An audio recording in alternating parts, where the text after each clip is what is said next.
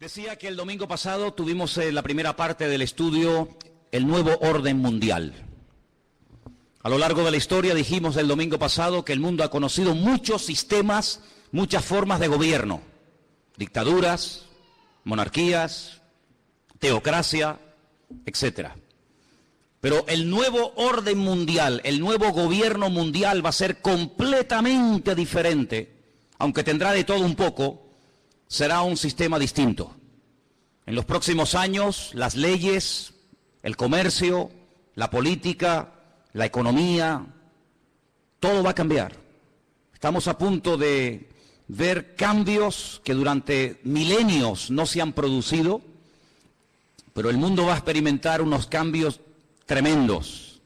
Y tenemos que saber cómo estar preparados y cómo reaccionar y comportarnos ante estos cambios. Y en el capítulo 13 del libro del Apocalipsis nos habla de un hombre, de un personaje que recibe a lo largo de la Biblia muchos adjetivos, muchos nombres. El anticristo, el cuerno pequeño, el hombre de pecado, el hijo de perdición, God, etc. Son nombres que nos hablan acerca de cómo es este hombre. Pero hay un versículo que la semana pasada no tocamos y que yo, antes de entrar a hablar del segundo personaje que juntamente con el anticristo van a llevar las riendas de este mundo en los últimos tiempos, no tocamos, y es el versículo 2, Apocalipsis 13, verso 2. Y ahí se nombran 3 animales diferentes. 3 animales que los que hemos estudiado la Biblia sabemos qué está tratando de decir Juan, de una forma, digamos, oculta, ¿no? Apocalipsis 13:2 dice que la bestia, y hablamos del anticristo, era semejante a un leopardo, pero sus pies eran como de oso, pero su boca dice que era como boca de león. ¿Te das cuenta? Hay 3 animales diferentes. Su apariencia, la palabra semejante es muy importante en la Biblia. Selem. Cuando tenemos una fotografía, tenemos una imagen de una persona real, de una persona que existe, pero tenemos una fotografía, una imagen para que te hagas una idea de cómo es esa persona. Entonces la Biblia nos enseña que la semejanza, el aspecto exterior de este líder mundial, de este político llamado el anticristo, es semejante a un leopardo, pero su forma de actuar, los pies, cómo camina, cómo se comporta, cómo actúa, es como un oso. Pero cuando habla, cuando da a conocer su mensaje, dice que es como un león. Claro, para entender esto, uno tiene que ir al libro de Daniel. Yo siempre he dicho que la Biblia es una especie de gran rompecabezas, un gran puzzle. Hay cosas que Daniel dice que el Apocalipsis te explica. Y hay cosas que lees en el Apocalipsis que si no conoces Daniel, no puedes entender nunca. La Biblia nos enseña que en el Antiguo Testamento, en la época del profeta Daniel en Babilonia, él tuvo un sueño una noche. Y él dice que vio 4 animales que le llamaron tremendamente la atención. Dice que él vio a un león con alas. Dice que vio a un oso que estaba apoyado sobre una pata más que de otra. Luego ve a un leopardo que tiene 4 cabezas y ve a una bestia, que fue la que más le llamó la atención a Daniel. Gracias al Señor, ese sueño el Señor se lo interpretó y le dijo lo que significa. Por eso no tenemos que inventarnos nada. Simplemente ir a la Biblia y ver qué explicación le dio el Señor a Daniel sobre ese animal, esos animales. Y le dijo, mira, el león es Babilonia. Amén. El león es el imperio que en este momento tú conoces y gobierna toda la tierra, Babilonia. Ese imperio caería, ese imperio desaparecería con el paso del tiempo. Y se levantaría otro imperio, que era el imperio de los medos persas, que está tipificado o representado por el oso. Los medos persas también caerían. desaparecerían de la escena mundial y se levantaría un tercer imperio tremendamente poderoso, el imperio de Alejandro Magno, los griegos, representado con un leopardo de 4 cabezas. Y finalmente dice que ve una bestia, no es un animal normal y corriente, es algo extraño, es una bestia, es un monstruo que dice que tiene 10 cuernos y bueno, es un animal indescriptible porque ya te digo, no existe. La historia nos enseña que Alejandro Magno, cuando murió, no dejó descendencia. No ocupó su hijo y posteriormente el hijo de su hijo el trono, sino que Alejandro Magno murió sin dejar descendencia. Algunos dicen que era homosexual y que nunca se casó y tuvo hijos. Su imperio, que era un imperio enorme, que se extendió por todas partes del mundo conocido, cuando él muere, se divide en 4 pedazos. Y 4 de sus generales más conocidos, Casandro, Lisimaco, Teleuco y Ptolomeo, se apoderaron de lo que antiguamente fue un solo reino, pero que ahora son 4. Y cada uno toma posesión de uno de estos pedazos. Así que sabemos que el león es Babilonia, el oso son los persas o los iraníes, y el leopardo era Grecia. ¿Y qué es lo que está diciendo el Señor a Juan en Apocalipsis capítulo 3? Que cuando aparezca en la escena mundial este hombre, que vamos a llamarlo el anticristo, va a tener de todo un poco. Su apariencia, su aspecto va a ser el de un leopardo, es decir, el de un griego. Cuando él se mueve, se comporta, toma decisiones, se actúa, dice que actuará como un oso, es decir, como un persa. Pero dice que cuando abre la boca y hable, se va a comportar como un león, como un babilónico. Claro, hay que ir a la historia y analizar y estudiar cómo eran esos pueblos. Porque aunque eran todos imperios terribles y paganos y idólatras y despiadados, hay características de unos que otros no tienen. Por ejemplo, los griegos le dieron mucha importancia al aspecto físico, al hedonismo, al vivir bien, al pegarte la gran vida. Pero cuidado, no eran ateos. Los griegos no eran ateos. Les recuerdo que cuando el apóstol Pablo fue a Grecia, a un lugar público llamado el Areópago, donde se compartían las enseñanzas, y allí estaban los filósofos de la época, el apóstol Pablo dijo: hoy paseando por vuestra ciudad, por Atenas, he observado que ustedes los atenienses sois gente muy religiosa. No eran ateos, pero eran religiosos. Dice que al apóstol Pablo le llamó la atención que vio un altar donde no había ninguna imagen, pero había una inscripción que decía: al Dios no conocido. Es decir, por si acaso nos hemos olvidado de reverenciar o de adorar a un Dios que no sabemos cómo es, le ponemos una inscripción para que no se sienta ofendido. Luego, una de las características de los griegos era que le daban mucha importancia a la cultura, a la filosofía, a los deportes. Ellos fueron los inventores, los creadores de las Olimpiadas. Ellos le daban mucha importancia al aspecto físico. Llenaron toda Jerusalén y el mundo conocido de antaño de gimnasios. Le daban mucha importancia al culturismo, al aspecto físico. Pero también eran personas que tenían grandes problemas con la lujuria. La mayoría de ellos eran bisexuales, le gustaban tanto los hombres como las mujeres. Eran personas que no tenían ningún tipo de escrúpulos, eran personas que no tenían ningún tipo de moral, eran personas que le daban rienda suelta a cualquier impulso de la carne, con tal de que te sientas bien, lo puedes hacer. ¿Quieres ser homosexual y eso te hace sentir bien? Adelante. ¿Quieres ser cualquier otra cosa? Adelante. En otras palabras, no te reprimas.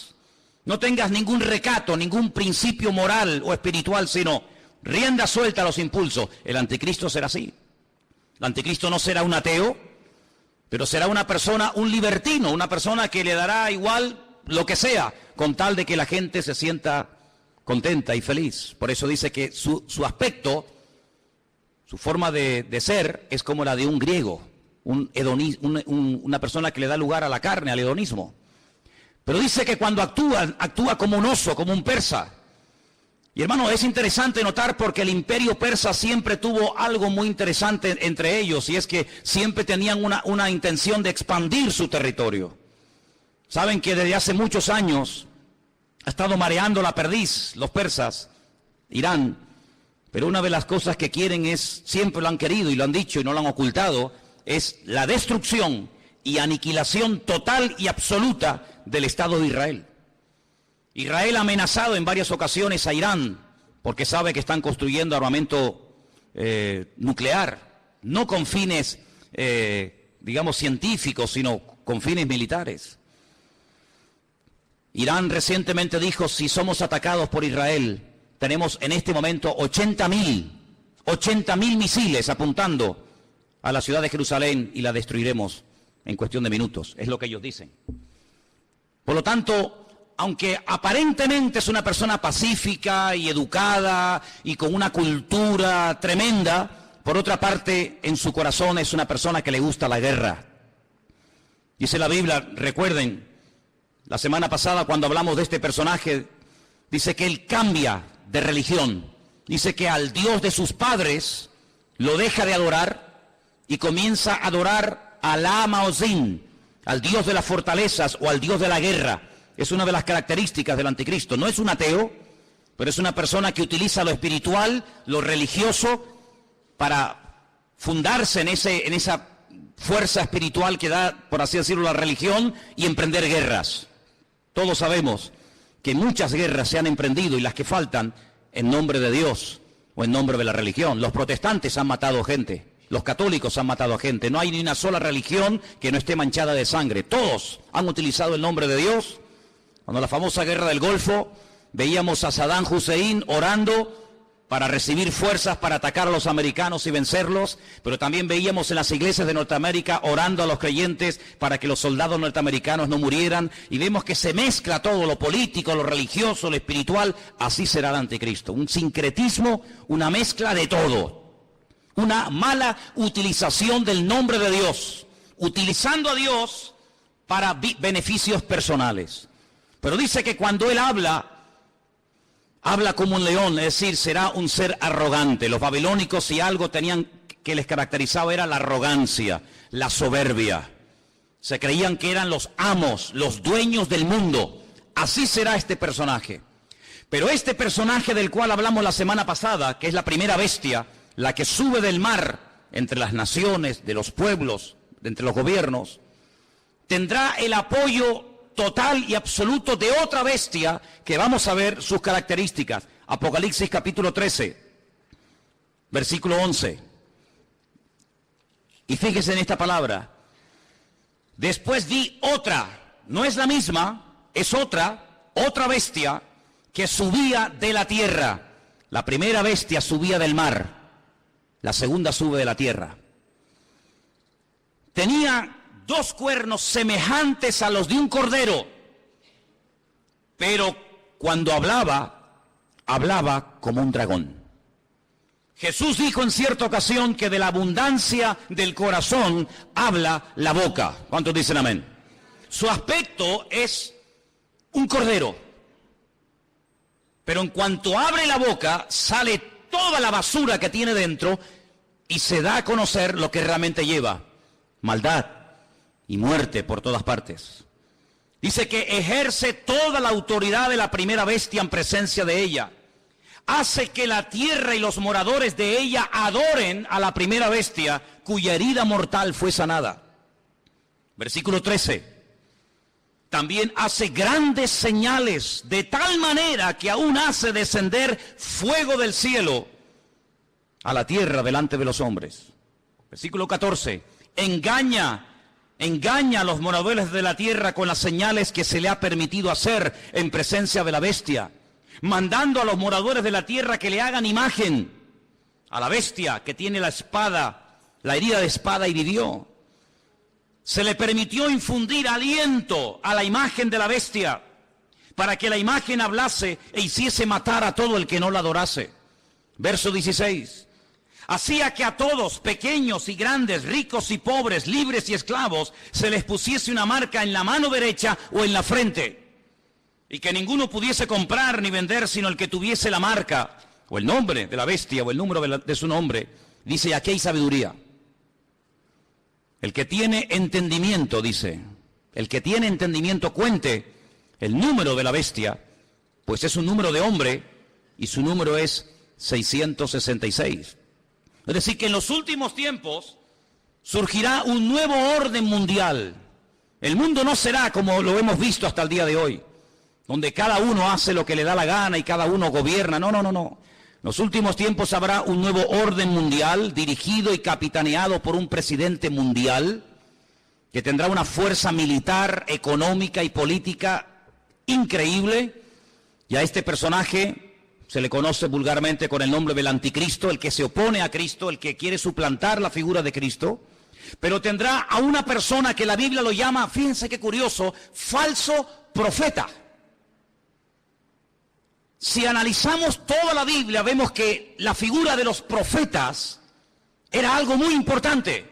La Biblia está llena de verdaderos y auténticos profetas. Daniel, Jeremías, Isaías, Habacuc, Sofonías, Malaquías, cientos de buenos profetas. ¿Qué era un profeta? Un profeta era un hombre de carne y hueso, como cualquiera de nosotros, con una comunión con el Señor tremenda, que a través de sueños o de visiones o por voz audible recibía mensajes del Eterno, recibía mensajes del Señor para transmitirlos al pueblo de Israel, para que de esa manera el pueblo no pecara, para que de esa manera el pueblo no terminara adorando a otros dioses, para que el pueblo supiera en todo momento lo que tenía que hacer y lo que no tenía que hacer. Un profeta era una bendición para el pueblo. ¿Por qué? Porque era el nexo que unía al pueblo con Dios y a Dios con el pueblo. Era la persona que hacía la función de la boca de Dios. Cuando Dios quería decirle algo al pueblo, hablaba a través del profeta. Pero dice la Biblia, y la Biblia está llena de ejemplos de falsos profetas. Hay capítulos enteros en Jeremías, en Ezequiel y otros libros que nos hablan acerca del daño tremendo que hacían los falsos profetas. Por ejemplo, la Biblia dice que cuando las tropas del rey Nabucodonosor habían rodeado la ciudad de Jerusalén, había falsos profetas que decían, tranquilos, no pasa nada, no se preocupen, vamos a ganar la guerra. Nabucodonosor va a ser derrotado, se va a cansar y se va a marchar a su tierra. Vienen tiempos de paz, vienen tiempos de abundancia, vienen tiempos de prosperidad. Pero había uno llamado Jeremías, que era el verdadero profeta y decía, no les crean, les están mintiendo. Es mentira, no viene paz, viene guerra. El enemigo no se va a ir, nos va a destruir, nos va a destruir la ciudad, nos va a quemar el templo, va a matar a nuestros jóvenes. Siempre hubieron falsos profetas que engañaban al pueblo. Siempre había falsos profetas que venían supuestamente en nombre de Dios. Y la gente, lógicamente, en muchas ocasiones, le hacía más caso y prestaba más atención a los falsos profetas que a los verdaderos profetas. ¿Por qué? Porque el falso profeta decía lo que el pueblo quería oír. El verdadero profeta muchas veces iba en contra de la voluntad del pueblo. Por eso a la mayoría de los profetas los terminaban matando. ¿No dijo el Señor, Jerusalén, Jerusalén, que matas a los profetas y apedreas a los que yo te envío? ¿Cuántas veces quise juntar a mis hijos como la gallina junta sus polluelos y no quisisteis? La ciudad de Jerusalén pasó a la historia como una ciudad que mataba a los profetas. Porque los profetas confrontaban, los profetas hablaban claro, los profetas no eran aplaudidos, eran gente odiada. Era gente que muchas veces tenía que vivir totalmente dependiendo del Señor porque los querían matar, los querían torturar y querían taparles la boca a cualquier precio. Y curiosamente dice la Biblia que el anticristo tendrá el apoyo incondicional de un hombre que no va a ser un político, recuerda eso. El falso profeta no será un político, será una persona que se encargará fundamentalmente de 4 cosas. Primera, lo hemos leído, versículo 12, hará todo lo posible para que todas las naciones de la tierra reconozcan la autoridad y se sometan a la autoridad del anticristo. Es decir, no atrae la gente hacia sí mismo, sino que atrae la gente hacia el anticristo. Es decir, será el relaciones públicas del anticristo, el que le hará la publicidad, la propaganda, el que irá por los platós de televisión, por las emisoras de radio, el que dará todo tipo de ruedas de prensa y de respuestas a las naciones, presentando a este hombre como la alternativa real y genuina que el mundo necesita. Les puedo asegurar que será conocido en todas partes de la tierra. Un hombre carismático, un hombre que sabrá llevarse bien con los árabes, con los judíos, con los musulmanes, con los católicos, con los evangélicos, con los ateos, con todo el mundo. Un hombre con un don de palabra extraordinario y un hombre que lo que pretende es desviar la atención de la gente hacia el Dios vivo y verdadero y llevarlos a la ruina, diciéndole a la gente, este hombre es lo que el mundo necesita. Este hombre es el que va a solucionar los problemas de la crisis, del paro, los problemas económicos, los problemas entre palestinos y judíos. Este lo va a solucionar todo. Primera función del falso profeta. Segunda, versículo 13. También hará grandes señales. La Biblia no dice qué tipo de señales hará, pero curiosamente menciona una que es tremendamente poderosa. Y dice que hará descender fuego del cielo a la tierra delante de los hombres. Solamente hubo un hombre en toda la historia de la humanidad que en un momento oró y cayó fuego del cielo, demostrando que el Dios que él adoraba y honraba era el verdadero Dios, y era el profeta Elías. En el Monte Carmelo, dice la Biblia que allí hubo una confrontación del mundo de las tinieblas contra el mundo espiritual, contra el mundo del Señor. Y el profeta Elías dijo, la respuesta no tiene que ser a través de un sueño, la respuesta no será a través de una visión, a través de un ángel, sino la respuesta tiene que ser algo contundente y visible a kilómetros. Y allí en lo alto de ese monte en el que hemos estado en cantidad de ocasiones, desde donde se tiene una perspectiva de una zona geográfica muy grande de Israel, allí él oró y dice que descendió fuego del cielo y 400 profetas falsos de Baal fueron degollados en aquel día. Nunca más nadie ha hecho eso. Bueno, perdón. Una vez unos hermanos en el Nuevo Testamento, cuando fueron a entrar a una ciudad a evangelizarla, a hablar del Señor, y no los quisieron oír, le dijeron al Señor, Señor, ¿nos das permiso para que oremos y caiga fuego del cielo y los destruya a todos? Y el Señor les dijo, no, queridos, yo no he venido a eso. Monarjes, hijos del trueno, no les dio autorización para que oraran, para que cayera fuego del cielo. Pero en los últimos tiempos habrá un hombre que por un poder satánico, por una unción falsa, pero poderosa al fin y al cabo, dice que tendrá la capacidad de sorprender a las naciones haciendo caer fuego del cielo. Será una de las muchas señales que este hombre haga. Así que primero intenta llevar a la gente al anticristo. Segundo, hará grandes señales. Tercero, versículo 14. Engañará a los moradores de la tierra con las señales que se le ha permitido hacer. Jesús dijo en Mateo capítulo 24, hoy se ha leído este capítulo aquí en el púlpito. En Mateo capítulo 24 dice que cuando Jesús salía del templo de Jerusalén, los discípulos le dijeron, Señor, observa, qué templo tan hermoso tenemos. Un templo maravilloso, es una maravilla para nosotros los judíos tener un templo tan bonito en nuestra ciudad de Jerusalén. Jesús les dijo, no quedará piedra sobre piedra que no sea destruida. Cuando ellos cruzan el torrente de Cedrón y se van al monte de los olivos, allí 4 de sus discípulos, 4 solamente, le dicen, Señor, ¿cómo? ¿Cuándo? ¿Cómo que va a ser nuestro templo destruido? Dinos, ¿qué señal habrá de tu venida y del fin del siglo? Y el Señor les da un mensaje tremendo que les animo a que lo vuelvan a leer en casa, Mateo 24, también lo tienen en Lucas 21, y una de las cosas que repite reiteradamente el Señor es esta, mirad que nadie os engañe. ¿Cuántos dicen amén?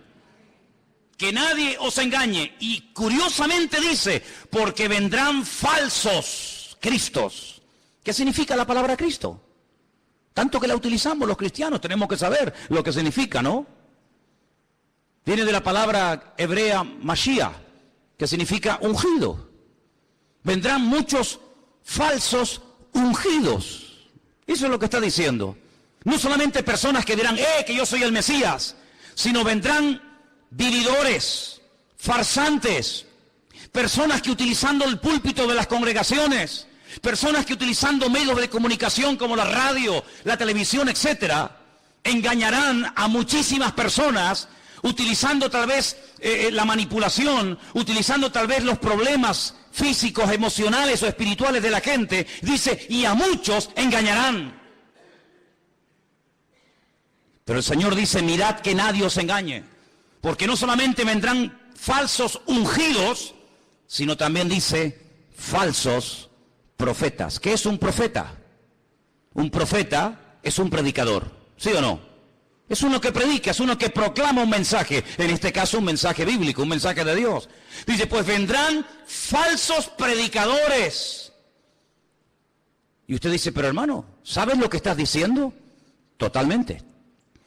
Y ya han comenzado a proliferar por todas partes del mundo. Falsos predicadores, falsos evangelistas, falsos maestros, falsos profetas, que incluso a veces con milagros o con señales llegan a seducir y a engañar a la gente. Y no es algo nuevo, lo estamos viendo de hace 10 años a esta parte, en todas partes del mundo. Pero en los últimos tiempos habrá una persona que será el máximo exponente del engaño y de la mentira, que la Biblia lo llama el falso profeta. ¿Y qué podemos hacer los cristianos? ¿Tenemos la obligación de creer todo lo que los pastores dicen? ¿Tenemos la obligación de creer todo lo que la gente predica en un púlpito? Rotundamente no. La Biblia nos enseña que cuando una persona proclama el Evangelio, y más cuando una persona se llama o se autodenomina profeta, la congregación, la audiencia, el pueblo que escucha el mensaje, tiene que filtrar, tiene que analizar, tiene que escudriñar si lo que este hombre está diciendo es palabra de Dios o es falso. No se puede decir amén a cualquier enseñanza, hermanos. Yo soy vuestro pastor hace 14 años en esta iglesia. Pero el día que yo me aparte del Evangelio, el día que yo me aparte de la verdad, el día que yo les enseñe algo falso, no me crean, no vengan más a este lugar. Porque la Biblia nos enseña que la oveja tiene la obligación de rumiar la comida antes de tragársela. ¿No hablamos hace poco de una de las características de las ovejas? ¿Sí o no? ¿Y cuál es una de las características de la oveja? Que es un animal rumiante. ¿Y qué es un rumiante? Un animal que primero mastica, mueve la comida, la saborea, la prueba, y luego después de haberla masticado bien, se la traga. Y esa es una de las características que tenía que tener un animal limpio para poder ser ingerido.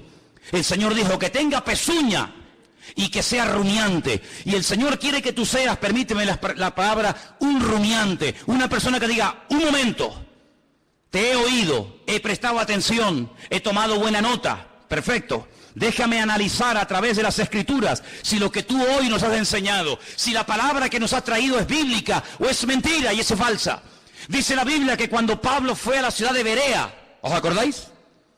Dice que los judíos de la ciudad de Berea escucharon a Pablo durante varias semanas, durante varios días de reposo en la sinagoga, compartir la palabra. Pero dice que eran gente más noble que los de Tesalónica. ¿Por qué dice la Biblia que los judíos de Berea eran diferentes a los judíos de Tesalónica? Dice, porque ellos comprobaban cada día en las Escrituras si las enseñanzas que el apóstol Pablo le daba a la congregación eran palabra de Dios o no eran palabra de Dios. ¿Cuántos dicen amén? Por lo tanto, hermanos, yo siempre les he animado, siempre les he dicho, y lo seguiré diciendo cada día, que ustedes tienen la obligación de escudriñar las Escrituras, de conocer la palabra de Dios, de no tragarse todo lo que oigan, de no tragarse todo lo que vean y oigan en internet, de no decir amén a todo, de no abrir su corazón a cualquier ministerio, de no dejarse ministrar por cualquier persona que aparentemente tiene palabra, hace milagros, señales y prodigios, pero alto, la Biblia nos enseña que el falso profeta no solamente será un tremendo predicador, un tremendo orador increíble, sino que además será una persona que su ministerio, entre comillas, estará caracterizado por señales, milagros y prodigios. ¿Qué te parece? Pero ¿sabe qué? En el versículo 13 dice que este hombre hará grandes señales, grandes señales. Usted tiene que prestar atención a esas señales. ¿Por qué? Porque no toda señal es evidencia de que le está dando gloria y honra al Señor y que esa unción viene de parte del Señor si no sabe Dios de dónde viene. El falso profeta se diferencia del anticristo en tres cosas muy importantes. Primero, su procedencia es diferente. El mundo de la política produce, permítame la expresión, la política produce, es el terreno donde se levanta el anticristo. El falso profeta no se levanta del mundo de la política. El falso profeta se mueve en el terreno religioso, en el terreno espiritual. ¿Se han dado cuenta que en los últimos años ha habido muchos intentos por tener una religión? Lo intentó la New Age, la nueva era, lo ha intentado el Vaticano en múltiples ocasiones con las famosas reuniones ecuménicas. Los Bahá'í ya propusieron hace muchos años haber una religión mundial, porque fíjense qué curioso, este continente en el que vivimos, el continente europeo, en 2 ocasiones se ha enfrentado a muerte un país contra otro. ¿Sí o no? Primera Guerra Mundial, Segunda Guerra Mundial, unos contra otros, millones de muertos, ciudades arrasadas completamente, familias destruidas. Europa quedó totalmente en ruinas, pero eso ya pasó a la historia. Antes los que se peleaban, ahora son amigos, ahora comen juntos, ahora hacen negocios juntos. Ahora se venden los productos unos a otros. Luego ya no estamos en un tiempo de guerra en Europa. Estamos, entre comillas, en un tiempo de paz. Ya no nos peleamos unos contra otros, ¿ve? Porque en una guerra todos pierden. Ahora nos unimos en una unidad política y económica y donde tenemos todos en común una misma moneda. ¿Sí o no? Usted puede viajar por Europa, por muchos países, y no tiene que cambiar en un país la moneda, en otro la otra, sino que con una misma moneda se puede mover. Ya no hay fronteras. ¿Se acuerdan cuando viajamos por Europa? Ya no hay fronteras. Puedes pasar de un país a otro prácticamente ya, a cualquier hora puedes pasar de un país a otro. Pero falta una unidad. Sí, hay una unidad militar, hay una unidad política, hay una unidad económica, pero no hay una unidad espiritual. El anticristo, a través del falso profeta, una de las cosas que tratará de mover en el mundo es que la gente llegue a la conclusión de que no es bueno que haya tantas religiones, sino que lo mejor es que haya una religión donde todos se sientan a gusto. Ya hace años están tratando de crear el Crislam. El Crislam, quieren unir el Islam con el cristianismo. En muchas congregaciones evangélicas, ya la palabra Jehová o la palabra Yahvé o la palabra el Eterno o la palabra Dios ha desaparecido. Ya hay una nueva versión circulando de la Biblia en muchas iglesias evangélicas del mundo donde aparece la palabra Alá. En el principio creó Alá los cielos y la tierra. Alá lo que estamos diciendo. En otras palabras, para llevarnos bien, quitemos la palabra Dios, pongamos la palabra Alá. Hay muchas Biblias donde han quitado la palabra sangre. Es increíble cómo puede haber instituciones evangélicas que han quitado la palabra sangre de la Biblia, porque es una palabra que no es una palabra que choca o es una palabra muy fuerte. Amados hermanos, vienen tiempos de cambios como ustedes no se pueden ni imaginar. Vienen tiempos en los que no solamente lo económico cambiará de una forma tremenda, sino lo espiritual cambiará de una forma que ustedes no se pueden ni imaginar. Ahora quiero leerles un versículo que se encuentra en Apocalipsis 16:13, donde dice que el falso profeta y el anticristo harán algo que muchas veces no se menciona. Y vamos a leerlo. Apocalipsis 16, versículo 13. Y dice así: vi salir de la boca del dragón, Satanás, de la boca de la bestia, el anticristo, y de la boca del falso profeta, 3 espíritus inmundos a manera de ranas. Son espíritus de demonios que hacen señales y van a los reyes de la tierra en todo el mundo para reunirlos a la batalla de aquel gran día del Dios Todopoderoso. Una de las cosas que el mundo tiene que conocer y ustedes, hermanos, tienen que saber, porque la Biblia lo profetiza con cientos y miles de años de antelación. Cuando te pregunta la gente, ¿y tú crees que habrá una tercera guerra mundial? ¿Crees que otra vez el mundo volverá a enfrentarse y a matarse y a pelear los unos contra los otros? Y yo te digo, no te quepa la menor duda. La pregunta no es si se van a pelear, la pregunta es ¿por qué tardan tanto en enfrentarse los unos contra los otros? El mundo se está convirtiendo en un caldo de cultivo donde la violencia y la agresividad será algo normal. Miren los colegios, hermanos. Hay muchos colegios en los Estados Unidos que es un peligro, porque cuántos niños, cuántas docenas de jóvenes han entrado armados a un colegio y han asesinado a cantidad de compañeros. Amados hermanos, la violencia va a ser una de las características de los últimos tiempos. Habrá violencia en la sociedad, violencia en el tráfico, violencia en las iglesias, violencia en los parlamentos, violencia por todas partes. El Señor Jesucristo dijo que Él vendría, pero antes de que Él viniera, los tiempos en los cuales viviríamos serían como los días de Noé. Y cuando uno observa la generación en la que le tocó vivir a Noé, no era una sociedad pacífica. Cuidado, era una sociedad tremendamente avanzada para la época en la que vivía. Fijaros lo que querían construir. En la época de Noé se quiso construir el edificio más alto del mundo, un zigurat, una torre que llegara al mismo cielo, a la misma presencia de Dios, con el objetivo de demostrarle a Dios que a través de la tecnología de la época, el hombre era capaz de desafiar al mismo Dios y de llegar a su presencia no a través del medio establecido por Dios, sino a través del medio de la mente humana. La tecnología puesta al servicio del mal. ¿Piensan ustedes que el anticristo y el falso profeta no echará mano de la tecnología de la época para engañar y meterse en miles y en miles y en millones de hogares? No les quepa la menor duda. No les quepa la menor duda. Así que en los tiempos de Noé, no fue como en los tiempos del diluvio. Fue en los tiempos del diluvio, no fue como en los tiempos de la Torre de Babel. En los tiempos de la Torre de Babel, la Biblia nos enseña que Dios no destruyó a la humanidad, sino que la separó y la confundió. ¿Por qué? Porque habían aprendido un secreto tremendo. ¿Cuál fue? La unidad. Se unieron para lo malo. Sin embargo, en el tiempo del diluvio, se mataban los unos a los otros. El anticristo sabe perfectamente que la unidad tiene un poder tremendo. Por eso él lo que intenta es unir religiones, unir filosofías, unir diferentes estilos de vida para llevar a este mundo a la ruina y a la destrucción total. Una de las cosas que el hombre ha intentado y lo está consiguiendo desde los tiempos de la Edad Media es desterrar la palabra Dios, la palabra Biblia, del vocabulario del ser humano. Hoy en día se oye hablar muy poco de Dios, muy poco de Biblia. ¿Por qué? Porque los hombres a lo largo de la historia han intentado destruirse los unos a los otros. Pero el objetivo final del diablo es destruir a Dios, quitar a Dios del vocabulario de la gente. ¿Y qué es lo que hace el falso profeta? Levantar al anticristo para que lo adoren a él.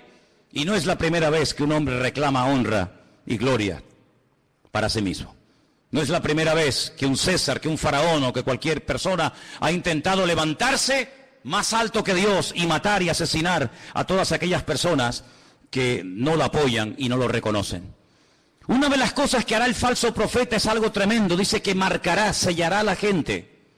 Ahora, esto no es nada nuevo.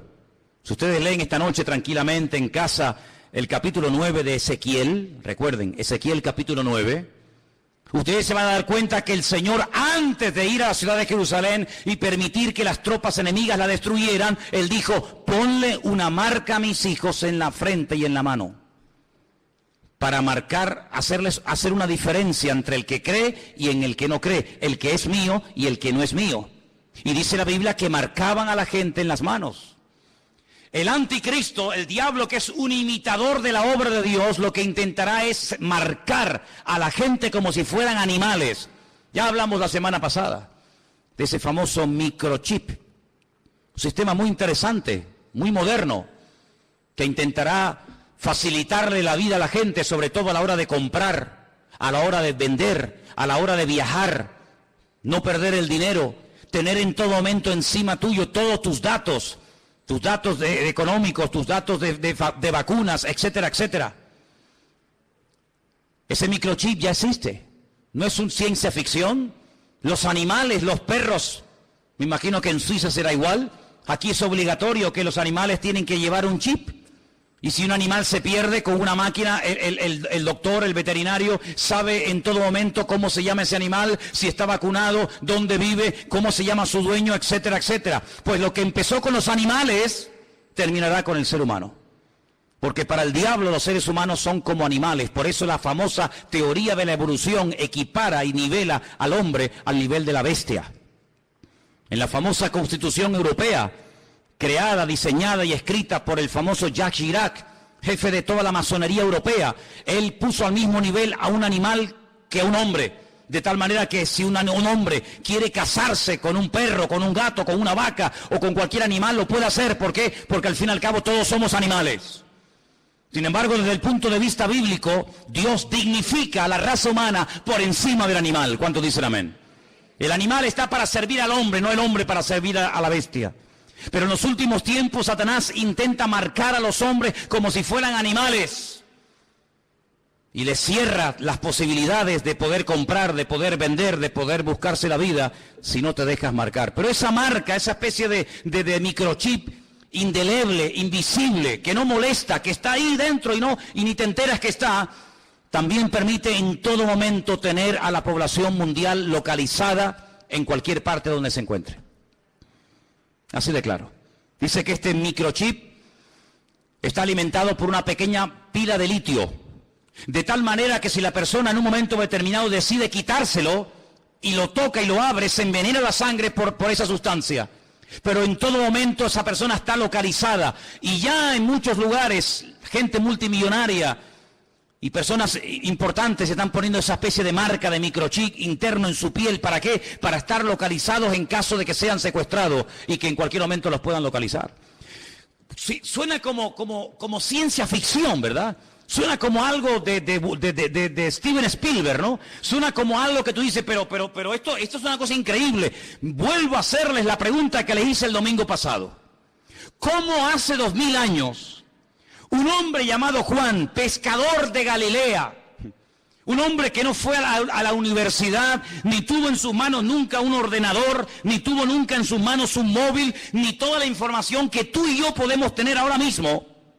¿Cómo es posible que este hombre nos dé unos datos de la civilización de los últimos tiempos de una forma increíble, hasta el punto que hay momentos en los que él llora escribiendo el libro del Apocalipsis, viendo lo que se avecina y viendo lo que viene? Es el hombre que dice que en los últimos tiempos el famoso río Éufrates se secará para que millones de soldados vengan desde el norte, casi diríamos como que en línea recta, y se den cita en el valle de Jezreel, en la zona de Megiddo, para llevar a cabo la gran batalla, la famosa batalla del Armagedón. Sabemos que en el punto de mira hay un pequeño pueblo que tiene 22.000 kilómetros cuadrados. Un pueblo que ha sido el pueblo más odiado, más perseguido de toda la historia de la humanidad. Y es el pueblo de Israel. Así de claro. Dios decidió que su hijo naciera en una pequeña aldea insignificante de Israel llamada Betlehem, la casa del pan. Belén la conocemos nosotros. Dios decidió que su hijo naciera y viviera en ese pequeño país, que allí predicara, que allí sanara a los enfermos, que allí demostrara lo que era y a lo que vino, que allí lo mataran, que allí resucitara, que allí ascendiera y que allí volverá otra vez por segunda vez, según la palabra de Dios. Y sabemos que los tiempos se acortan. La Biblia dice que los últimos tiempos tendrán que ser acortados. Porque si el Señor no acorta los tiempos, la maldad llegará a un nivel, a una envergadura de tal magnitud, que dice que nadie podría salvarse, aunque quisiera. Por eso, amados hermanos, tenemos que doblar la guardia como iglesia.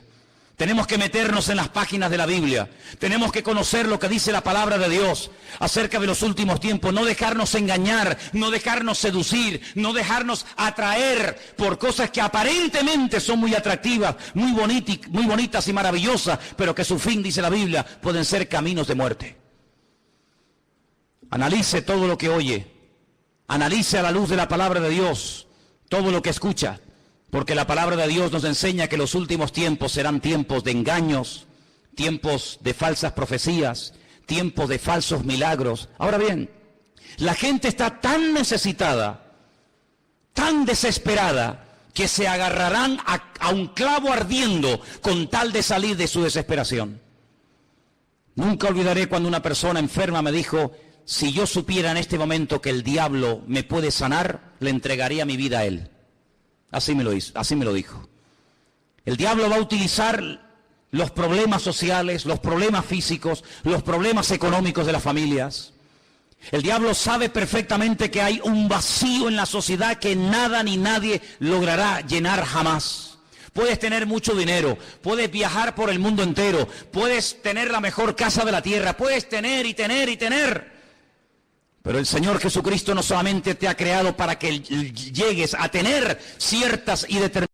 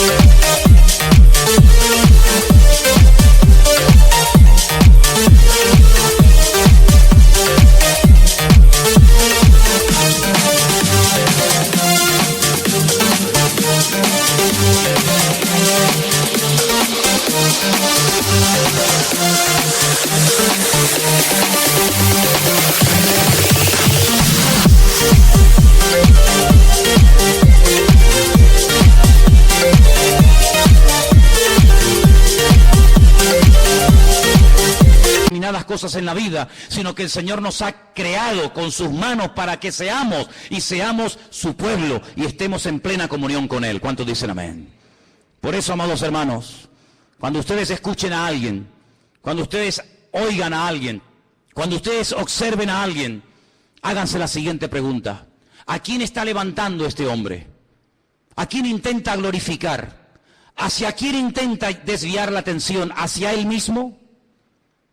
¿O lo que intenta esta persona es levantar en alto el nombre que es sobre todo nombre, el nombre de Jesús, para que la gente adore al Rey de Reyes y al Señor de los Señores?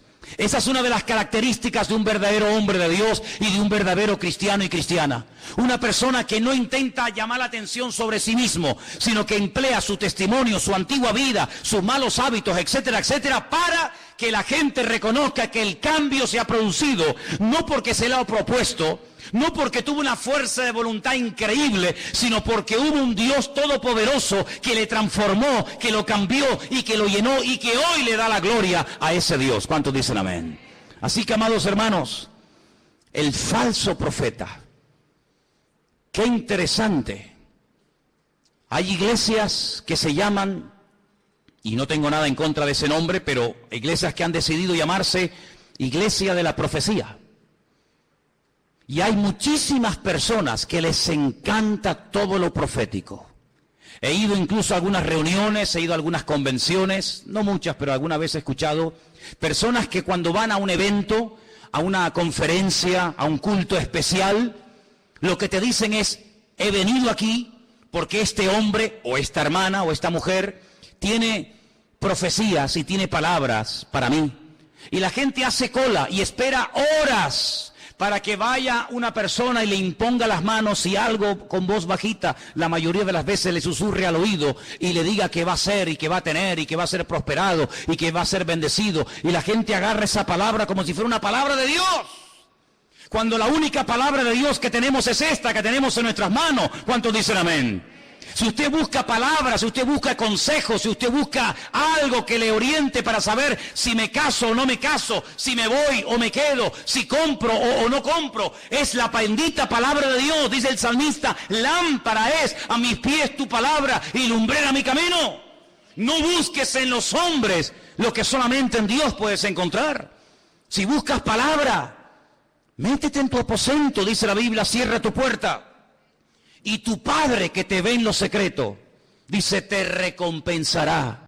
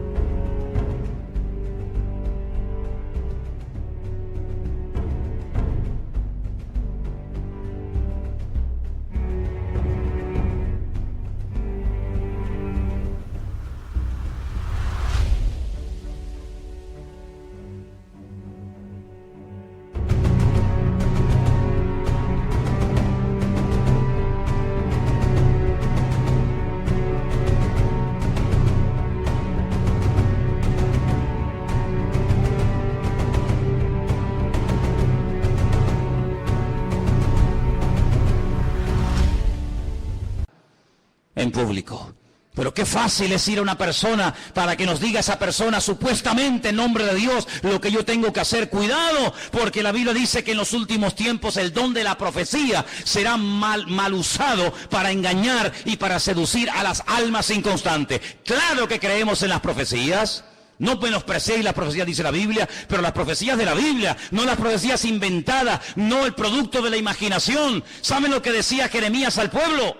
Ustedes, Dios no los ha enviado a ustedes, ustedes profetizan y tienen el descaro y la desfachatez de esperar que lo que han profetizado se cumpla cuando saben que Dios no está hablando a través de vuestras bocas. Amados hermanos, maldito el hombre que confía en el hombre, pero bienaventurado el hombre que confía en el Señor. ¿Cuántos dicen amén? Vienen tiempos difíciles, vienen tiempos de cambios. Vienen tiempos donde vamos a ver cosas muy raras, muy extrañas. Ya hay iglesias en el mundo para homosexuales, no sé si lo sabían.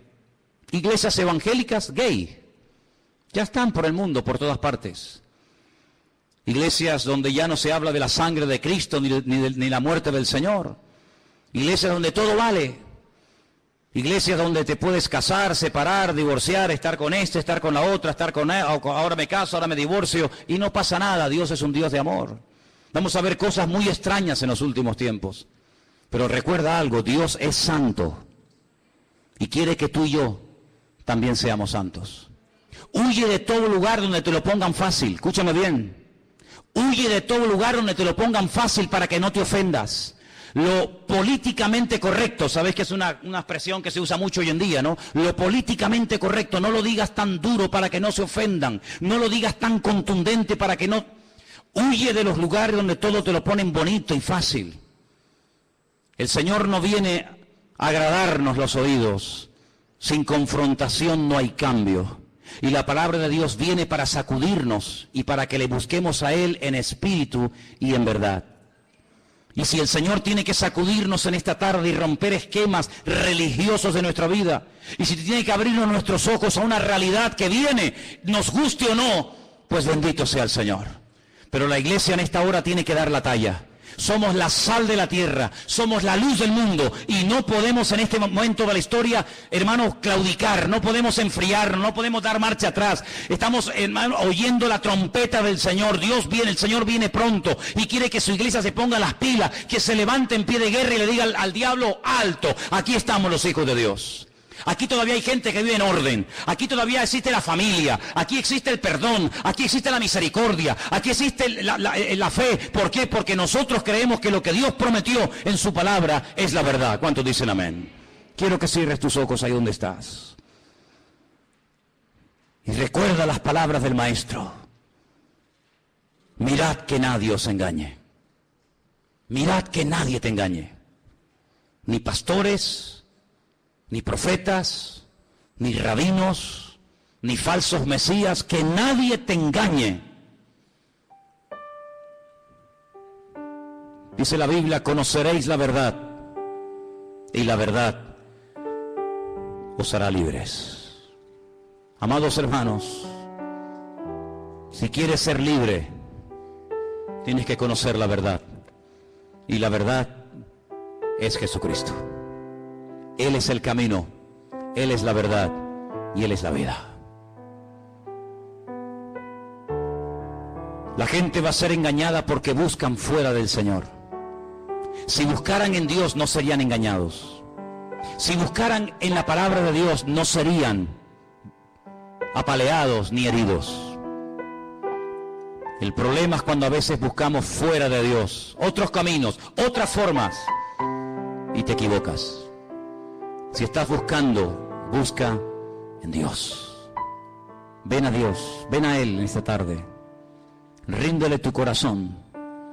Ríndele tu vida en esta tarde al Señor. Deja que Él aclare tus dudas. Él es el verdadero. Él es el Dios vivo y verdadero y no hay otro. Gracias, Señor Jesús. Recibe toda la gloria y el reconocimiento. Dice la Biblia que el anticristo, una de las cosas que hará es negar que Cristo vino en carne. Negar que Él vino. Y toda persona que niega que Cristo vino, es el anticristo, dice el apóstol Juan. Nosotros en esta tarde rechazamos a este espíritu y declaramos en el nombre de Jesús que tú viniste en carne. Y confieso y declaro públicamente que aquel Mesías que se hizo carne era el Mesías verdadero y no hay otro más que él. Bendito seas. Ahí empieza el cambio cuando tú reconoces que el Mesías vino en carne. No de una forma espiritual, una nebulosa, una cosa extraña. No, vino en carne y hueso a dar su vida por ti. Ahí empieza el cambio. Si Él era el Mesías verdadero, quiere decir que yo lo necesito a Él. Y por eso en esta tarde le decimos, yo te necesito, Señor Jesús. Te necesitamos, Señor, en nuestra vida. Los que somos padres, las madres, los creyentes, tus hijos te necesitan hoy más que nunca, Señor. En este tiempo de engaño, en este tiempo de tantos cambios y de tanta agresividad, nosotros te decimos, tú eres nuestra paz. Tú eres nuestra calma en medio de la tormenta, Señor Jesús. Recibe la gloria, Dios mío. Recibe la honra, mi Señor. Aleluya. Si en esta tarde entre nosotros hay alguien que nunca le ha entregado su vida al Señor, yo te animo a que lo hagas hoy. Te animo a que ahí donde estás, le digas, Señor, yo me entrego a ti. Yo quiero conocerte, Jesús. Yo no te ofrezco una religión. El Señor no es religión, el Señor es una relación personal. Ahí donde estás, entrégale su vida a Jesús. Pídale perdón a Dios. Dile perdón, Señor, perdóname. Limpia mis pecados. La iglesia no es un club donde venimos a pasar un domingo entretenidos. La iglesia no es un lugar donde venimos a conocer gente nueva, gente agradable y simpática, no. La iglesia es un hospital donde el alma, Dios la sana. Donde el hombre puede comenzar a cambiar y vivir una vida nueva.